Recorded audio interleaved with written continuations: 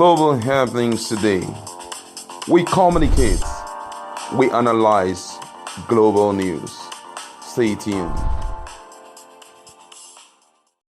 Hello guys, welcome back to our channel. We're so excited to have you again. More revelations, more words are coming from the mouth of the ex-MD of the Niger Delta Development Commission, Joy Nunieh, as she says after her being delivered by or being rescued by the governor Wike, she opened up in an interview which we are going to share with you, a video which we are going to share with you, and she said she still have a lot to reveal to Nigerians in respect to the corruption in NDDC. And we all know that whatever she's still going to say will revolve around the current Minister of Niger Delta Affairs, that's Senator Godswill Akpabio. All right, let's just look at what she has to say, and then we'll share the video with you.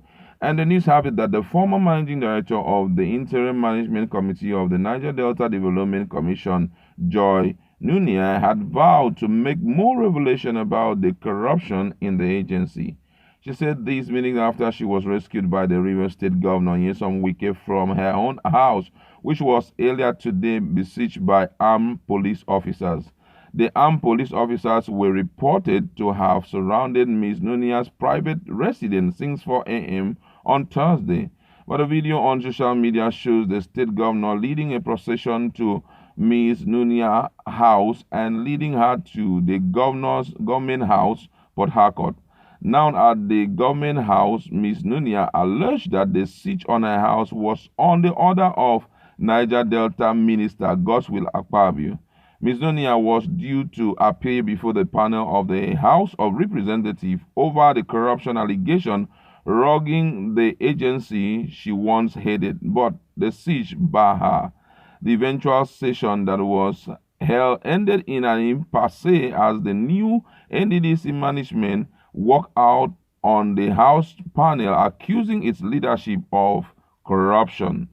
I think Akpabio wanted to stop me from giving my submission today at the House of Representatives Committee hearing on NDDC, Ms. Nunieh told reporters. He succeeded, but I am sure the House of Representatives will give me another day and Nigerians will hear more. Akpabio can't kill me. Definitely he can't. I am not from Uyo now, she added. But why do people think he has the monopoly of violence? The man who harassed me is at home. The man who stole money is at home. The man who stole government files is at home. The man who took money is at home. The man who wanted me to take a fetish oath is at home. It is a criminal offense.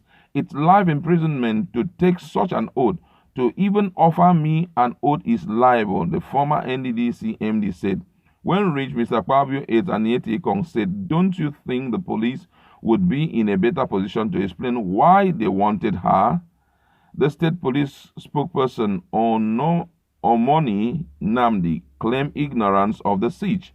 But Ms. Nunieh and Mr. Akpabio have been dishing out corruption allegation and counter-corruption allegation recently against each other.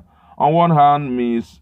Nunieh had accused Mr. Akpabio of corruption and harassment, offering her bribe and attempting to make her take an oath of secrecy in Abuja. Mr. Akpabio, on his part, denounced the claim, saying Ms. Nunieh is temperamental and corrupt. At the center of the controversy is the NDDC, whose mandate to develop the oil-rich region has been sluggish for 2 decades of existence, largely due to corruption among officials in the agency. Ms. Nunieh acted as the commission's head after the removal of Akpagaga Enya in October 2019, but she was sacked 4 months later as the crisis rogging the commission over abuse of funds kept mounting. All right, that's the news. And right now, before we go on with anything, let's just share the video of the interview with her so that you hear it out for yourself. And then we'll be back to discuss more. Happened to the daughter of River State. So here I am in the government house, and that's all. I was supposed to be going today to Abuja to make my submission before the House of Representatives, the committee. I'm sure it's about that.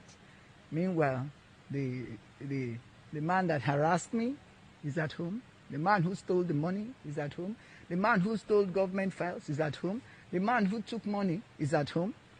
The man who said I should go and take an oath is at home. It's a criminal offense. It's life imprisonment to take oaths, to even give to me, to even offer me an oath. It's liable. So I'm here. So now that you're here, what options are you resorting? Well, I'm sure my lawyers will be working on it as we speak. But do you really feel safe now? I feel very safe in the government house. And not just government house now. Oh, no, I don't think Akpabio can't kill me. Definitely, he can't. He can't. This is not. I'm not from Uyo now. He can't kill me. And why do people think he has the monopoly of violence? But what really is the issue about? I think he wanted to stop me from giving my submission today. He succeeded, but I'm sure the House of Reps will give me another day, and Nigerians will hear more. I had stopped talking. I just wanted to make my submissions and then go away. But with this, and they say wise men who refuse to do anything suffer the rule of idiots. So thank you. Thank you. All right, welcome back. You've heard from the mouth of the woman, but then we're going to look at what she said and also what Femi Fani-Kayode said, and it's really surprising. I don't know the kind of information he's trying to pass out to Nigerians about Mrs. Joy, Nunieh. But however, let's just look at what Femi Fani-Kayode said in exact word in his Twitter page. He said a few years ago, a car fell with people plunged into a deep river after a terrible accident. Everyone in that vehicle perished except one. After 2 hours of struggling for her life in that river, the person finally floated to the bank barely alive. That person was Joy Nunieh, the lady that someone now wants to kill. There are some people you just don't mess with because the hand of God is upon them. Joy is one of them. God is with her, and fighting her will lead to your destruction. The Bible says, touch not my anointed and do my prophet no harm. That's what she had to say. This guy, Femi Fani-Kayode, had to say about this woman, Joy Nunieh. But however, we just want to look at some of the words that she said, talking about monopoly of violence and all of that. We can't be so certain that whatever had happened to her, if that's as the police came in to invade her premises, that it was from Akpabio, because Akpabio has not given into it, has not accepted that he was behind it. So it's very important for us to be very careful in throwing that to him, because he hasn't given into it. But however, I want to say that what had happened in this short period of time is a clear indication of what we are currently going through in this country. Imagine an issue that ought to be sorted out normally on a panel of investigation is now resulting to people having to be arrested. So you now see that so much of people are intoxicated with power and they want to exercise that power by all means. But unfortunately, it's not just exercising the power. We now see that even some legal steps are taken illegally, because according to the videos that you've seen right as we are talking, you see some videos that are just passing. You will now realize that most things that are happening in this country, it's it's unbelievable, because I can't imagine the commissioner of police in a particular state says he has no idea of who those guys were, and he never gave such instruction for them to enter into the premises of that woman to do such a thing.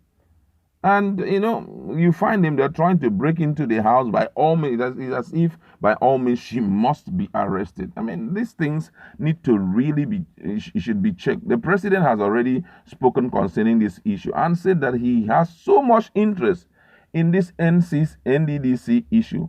But the big question that I keep asking is, how about the forensic audit that we've been hearing about?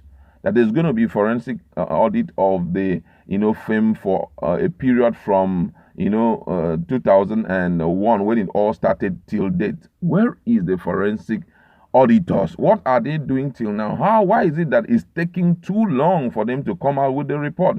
Because this will help to sort out a lot of things. We are hearing so much issues about this NDDC. Don't forget that also the new guy, the new NDDC MD, came up with some budget and expenditure which he cannot fully give deep explanation to it. And I'm just like, it doesn't mean these guys, they don't have accountants, or maybe they don't know how to really regulate things here, because it clearly, we have so many smart guys who are accountants who can fix your books for you to just appear, and it's an issue of asking you, how is this one spending? How can you spend as much as 80-something billion naira in a short period of time, and you can't even explain it? So why did you not accept to appear before them? It's getting out of hand. And this issue of corruption charge, it needs to be fixed so that Nigeria can go on. For 2 decades now, we have NDDC. But guess what? Nothing really outstanding is happening in those areas where this NDDC ought to be working. Instead, people are busy pocketing money. That's why I said, apart from the president, apart from who the president is, he needs to be overly careful the kind of people that he puts in office. Because no matter how clean you are as a president, if during your regime there was so much looting, though it's not you that looted the money, but there's people whom you had appointed to man some agencies and all of that, and there is looting, all fingers will be pointed at you. And people will say, during your administration, there was so much looting. And I think at this point, the president needs to really brazen up and refuse to give in to anything people are saying, and deal decisively with all the corrupt politicians that have, that are trying to drag his administration to mud. I don't know whether the current administration is corrupt, but the officials that are working in it, they are making it look as if Nigeria is nothing to write home about.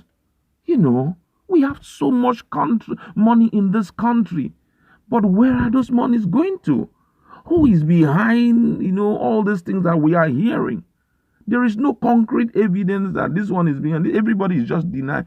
Why don't they put them under some tough, whether, I don't know how to put it, but just to make sure that they vomit the truth about how these monies were spent. Call them to bring source documents. Source documents that will... Now, the issue of this guy, Kolawole Johnson, came up. Nobody even cared to say, I think this guy has something to say. Kolawole, bring those documents you have to the Senate House. Let's go through them one after the other and begin to ask questions about this thing, and begin to call for people's account number to be submitted so that we can carry out deep audit into it. None of such is happening. Instead of that, they are looking the other way. And guess what? This is not going to help. I think at this time, the federal government needs to wake up and see how these things can be corrected, so that we can stop this issue of continuous, embezzlement in Nigeria. It's not funny again. It's making us look as if we do not, the people we bring into power, we didn't even know who they were, and we just allowed them to come in and be eating the money the way they like. But however, that's where we're going to stop.